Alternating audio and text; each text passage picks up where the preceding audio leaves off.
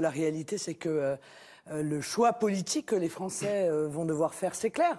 Monsieur Macron est le candidat de la mondialisation sauvage, et tout cela piloté par Monsieur Hollande, qui est à la manœuvre maintenant de la manière la plus claire qui soit. Si l'on croit, comme c'est mon cas, dans la République, à un moment, il faut passer par la franc-maçonnerie. Monsieur Cazeneuve a même dit, je crois que c'est hier ou avant-hier, faites voter dimanche résolument pour Emmanuel Macron, faites-le avec la fierté de ce que nous avons accompli et le désir de voir ce que nous avons accompli se poursuivre. Les gens qui sont là ont été prévenus il y a plus de 3 ans de ce qui allait se passer pour eux. Et Hollande, il savait pertinemment qu'il avait une plainte. Quand il a fait campagne, il savait qu'il y avait une plainte contre lui pour viol en réunion sur mineurs de moins de 15 ans. Bonjour, je m'appelle Emmanuel Verdun. Le 23 mars 2012, j'ai porté plainte avec constitution de partie civile auprès du doyen des juges d'instruction du parquet de Paris contre Jack Lang, Pierre Moscovici et leurs amis pour viol en réunion sur mineurs de moins de 15 ans, à savoir ma fille, donc Laurine, 4 ans au moment des faits, est décédée d'une infection à la suite de ces viols. C'est donc à vous, Emmanuel Macron, de nous donner votre état d'esprit à quelques jours du scrutin. Écoutez, vous avez démontré que vous n'êtes en tout cas pas la candidate de l'esprit de finesse, de la volonté d'un... Les attentats de Paris sont une tragédie absolue, mais c'est aussi une succession de détails qui laissent beaucoup de questions en suspens. Comment un attentat d'une telle ampleur peut-il être organisé dans une capitale européenne? L'expression « management de la terreur » n'a pas encore été prononcée dans ce contexte. Mais Christoph Hörstel, ancien correspondant de presse en Afghanistan de la première chaîne allemande, nous explique ce terme et fait quelques déclarations brûlantes sur les prétendus attentats de Paris. Monsieur Hörstel, le terrorisme est maintenant arrivé jusqu'en Europe. Après ce qui s'est passé en France, on n'arrête pas d'entendre d'autres histoires provenant d'Allemagne, de Belgique et de partout. Je pense aussi que les gens ont peur, ou bien on leur suggère d'avoir peur. Est-ce un hasard? Non, bien sûr, ce n'est pas un hasard. Évidemment, cela a été préparé. Aussi, ce qui nous est rapporté par les médias de masse et qui n'est pas fidèle à la vérité, ça non plus, ce n'est pas un hasard. C'est pourquoi nous avons déjà entendu, il y a 1 an ou il y a 6 mois, que des combattants qui ont combattu en Syrie aux côtés d'Al-Qaïda, du front Al-Nusra et d'autres encore, allaient affluer pour ensuite probablement perpétrer des attentats terroristes selon leur ancienne manière de faire la guerre, des combats de rue, etc. Ça, c'est une chose. L'autre point doit bien sûr être observé sous un tout autre angle. À l'époque, en 2006-2007, en tant que conférencier au Centre des forces dirigeantes de l'armée, j'avais choisi pour le cours de sciences sociales l'Afghanistan. En tant qu'expert du pays, j'avais instruit les forces dirigeantes des troupes de combat allemandes sur la façon de se comporter en Afghanistan, et pour ce cours, j'avais alors utilisé l'expression « management de la terreur ». Et c'est exactement ce qui se passe ici. Les gouvernements mentent, tous les gouvernements de l'OTAN. Ils ne mènent pas un combat contre le terrorisme, mais ils pratiquent eux-mêmes le management de la terreur. Les personnes qui sont mises en scène, qui perpètrent les attentats, sont dans 95% des cas très bien connus des services de sécurité.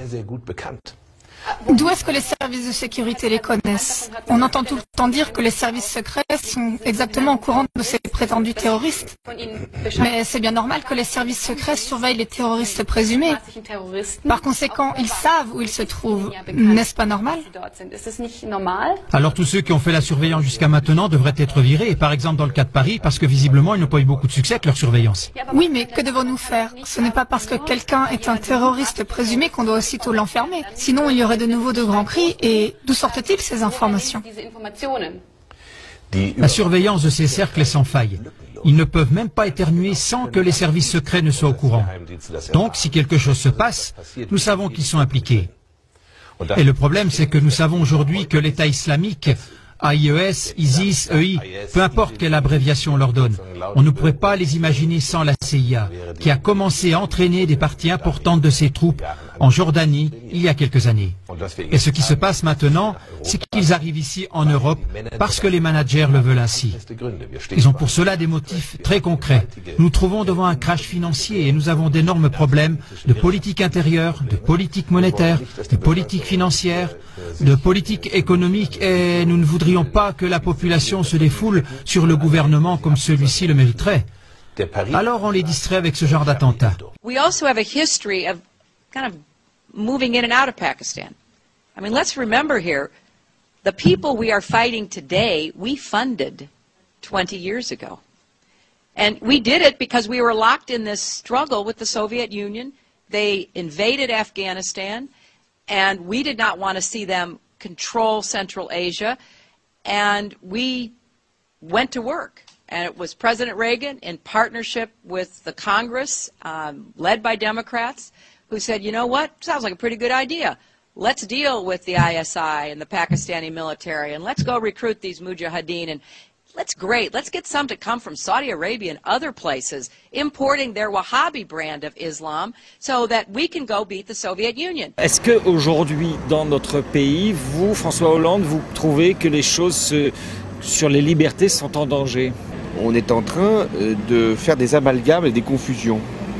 C'est-à-dire que celui qui n'est plus dans la norme, qui peut avoir un comportement déviant, qui peut parfois même être au-delà de la loi, peut être assimilé à un terroriste, ce qui, là, est une atteinte grave aux libertés. Pourquoi on fait ça? Pourquoi le pouvoir politique fait ça selon vous? Je crois qu'il y a d'abord une espèce de mouvement politique, c'est-à-dire de donner le sentiment qu'il y a une menace et que le pouvoir y répond. Donc il y a une intention politique qui est... Ils inventeraient la menace alors? 11 septembre 1990, le président George Bush défend l'intervention militaire en Irak et développe en même temps sa vision du monde pour les décennies à venir. Une vision du monde qu'il baptise le nouvel ordre mondial. On se soumet aux grandes puissances financières, et puis parce qu'il y a derrière des gens qui ont des intérêts privés. Vous en avez dans votre équipe quelqu'un qui avait des intérêts privés, qui travaillait chez Servier, qui travaillait chez Servier, qui travaillait chez Servier. Ah, ça y est. Ah bah oui, parce que tout le monde était étonné. On avait vu dans le programme de M. Macron, il y avait le remboursement particulièrement de l'hypertension. On s'est dit, mais pourquoi particulièrement de l'hypertension? Parce qu'on a appris que son conseiller santé, en réalité, était un des plus gros lobbyistes de Servier. Et Claire Sévrac, bonsoir Claire. Donc, vous êtes l'auteur notamment de La coupe est pleine avec Sylvie Simon, et vous avez également écrit Le complot mondial contre la santé. Alors là, nous avons évoqué le traité transatlantique, et notamment les normes sanitaires qui vont normalement faire découler une espèce d'harmonisation entre les États-Unis et l'Europe. Mais avant ce traité, est-ce que l'on peut considérer que l'Europe est un peu en sécurité vis-à-vis de toutes ces normes sanitaires? Non, pas particulièrement. C'est un peu plus dilué qu'aux États-Unis. Parce que, par exemple, on peut ne pas être d'accord pour importer une substance.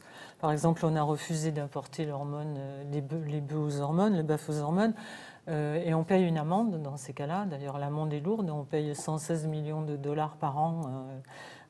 Donc c'est une incitation à consommer du bœuf aux hormones quelque part. Voilà. Mais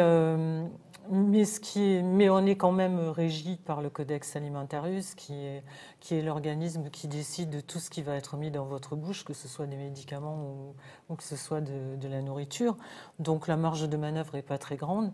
L'hypocrisie est grande parce que, par exemple, on n'a pas le droit de cultiver des OGM en France, mais on a le droit d'en importer, ce qui veut dire que tous les élevages industriels nourrissent leurs animaux aux OGM et que les gens mangent des OGM. Donc vous voulez dire qu'aujourd'hui, les Français qui mangent de la viande élevée en France peuvent très bien ingurgiter des OGM. Alors par contre, ce qui va être encore plus grave avec le traité transatlantique, c'est que là, ça va se faire ouvertement.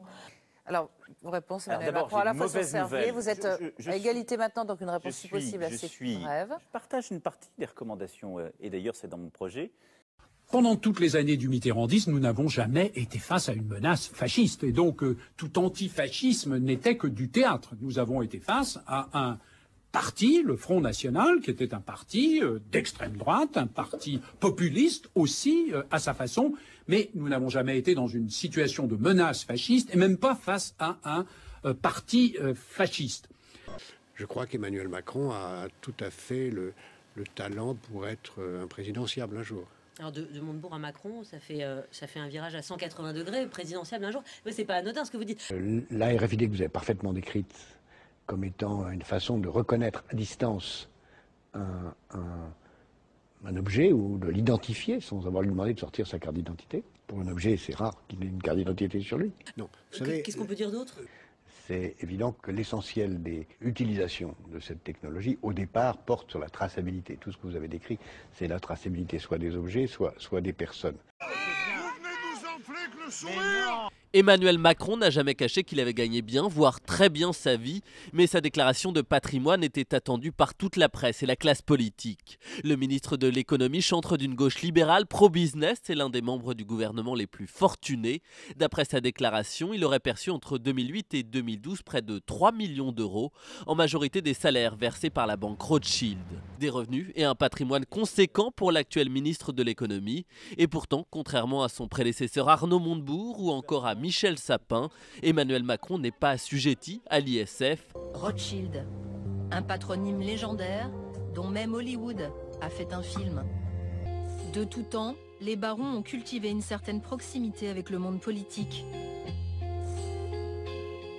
De Georges Pompidou, directeur de la banque, puis chef de l'État, à Emmanuel Macron, jeune associé gérant, les Rothschild se sont imposés comme une institution de la Ve République. On observe avec un grand sourire qu'il a certains de ses anciens collaborateurs qui sont l'un chez François Hollande et l'autre chez Nicolas Sarkozy. Là, je trouve que le mélange des genres devient... Dangereux? Oui, dangereux.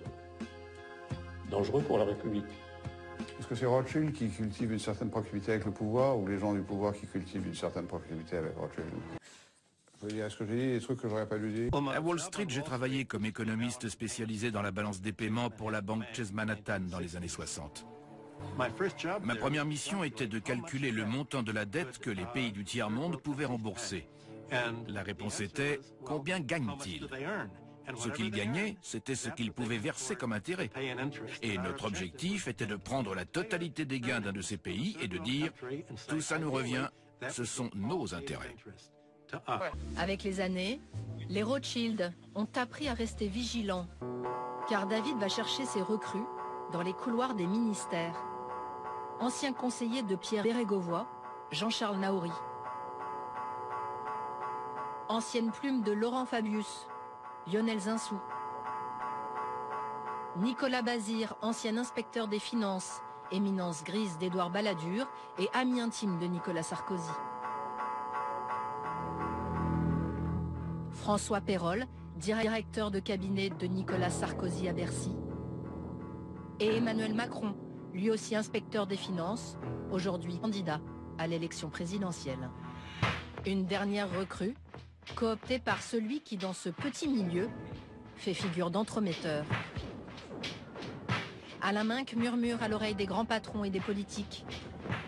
Ami de David de Rothschild, il a souvent joué le rôle de DRH officieux pour la banque. Macron, c'est vous qui avez conseillé à David de Rothschild de le rencontrer? Non, il l'avait rencontré, mais je lui ai dit, il faut le prendre à tout prix.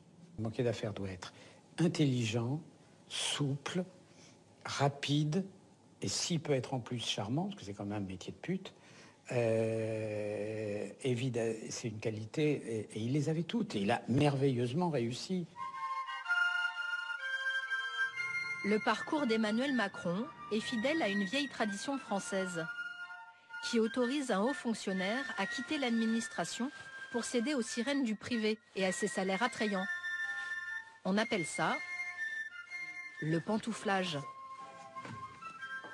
Dans le système bien rodé de la pantoufle, le haut fonctionnaire ne démissionne pas, il est détaché.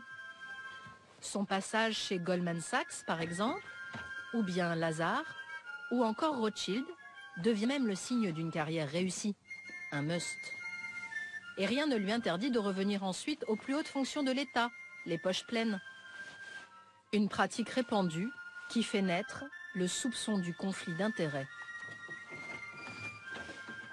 C'est rien d'autre qu'une forme dévoyée du lobbyisme.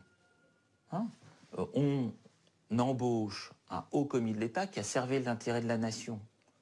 L'entrisme est direct. On sait très bien que dans un second temps, ce haut fonctionnaire nous servira toujours et servira toujours nos intérêts. Grâce à ces recrutements, Rothschild devient un lieu de pouvoir et d'influence. Certains surnomment même la banque Bercy bis.